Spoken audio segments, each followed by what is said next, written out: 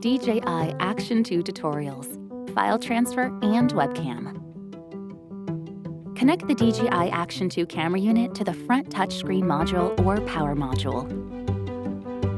Then connect them to a computer via a USB cable. When connected, a prompt will automatically pop up for you to select the USB connection type. Tap File Transfer, then you can download the photos and videos stored in the camera unit to your computer.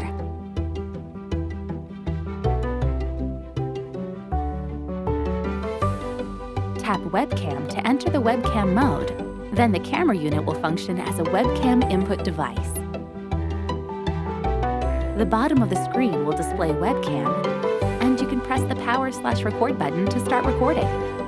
Tap the image parameter settings icon on the right edge of the screen so you can set the exposure, white balance, and FOV parameters.